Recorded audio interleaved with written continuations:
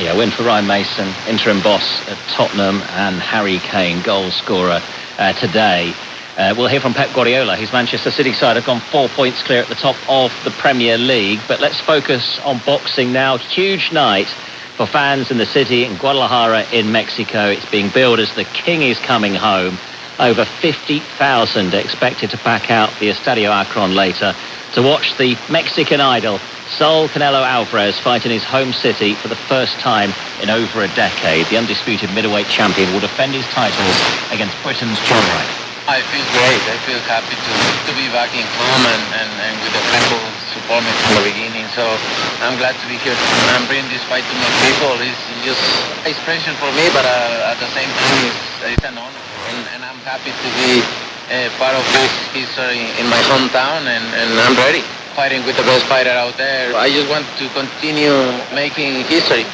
Well, our boxing reporter, Adi Aladoin, is with us in the Sports World studio. Adi, how big an occasion is this then?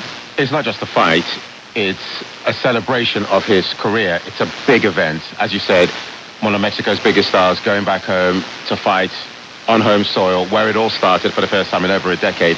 If you have a look on social media on the BBC Sport website at the hordes that have lined the venues where the set-piece media events have taken place, it will give you a sense of just how he's revered back home. Hordes crowding over the barriers with their outstretched arms, trying to get a picture of him on their mobile phones. It's like a rock star. That's how big he is. His story is remarkable. At 13 years old, he was selling ice creams on a bus to help his father out. Turned pro at 15, was earning about $30 a fight. According to Forbes magazine, this year is the 5th highest paid athlete in the world, behind the likes of Cristiano Ronaldo, Lionel Messi, Kylian Mbappe, and LeBron James. So it's a big draw, not just in boxing, but in sport as a whole. And to get more context on how big an occasion this is, we can hear from boxing analyst and broadcaster Claudia Trejos, who's in Guadalajara. The fact that we're waiting for the 5th highest paid athlete in the world to come and fight before his fans, his family members, this is ginormous. And in a very particular week, this is a very important week for what we call Jalisciense sports, meaning the sport of this area in Mexico, which is the state of Jalisco. So Checo Perez just won Formula One. He's from Jalisco. Then we have Las Chivas, which is the local team, which has made it to the playoffs, and now Canelo returning. The fight was sold out in less than 3 days. Canelo has transcended the sport of boxing. Yeah, no doubt the majority of the fans then in the arena will be expecting Canelo to win. Could Ryder cause an upset though, Adi? If he does, it would be the biggest win by a British fighter on foreign soil in history. Bigger than when Tyson Fury beat Deontay Wilder. Bigger than when Lloyd Hannigan beat Donald Curry back in the 1980s.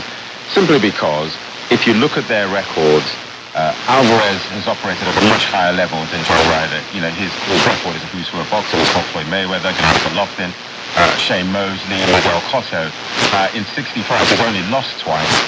There is one school of thought, though, that maybe he's lost the spot. Maybe he's not quite the force that he once was. The last mate to Jamil Kapoor, and he wasn't close. He was out fast, coming off surgery as well.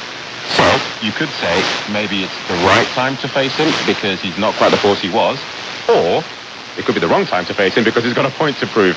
Either way, I think it's going to be a good fight. Their styles will mesh to make it a great contest. The chances are that Canelo wins it later on. He's fighting in front of a home crowd. They've come to see a knockout.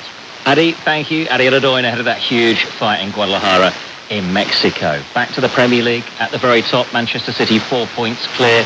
2-1 winners over Leeds. Maybe not as comfortable towards the end as we might have expected, especially when they had a penalty to go 3-0.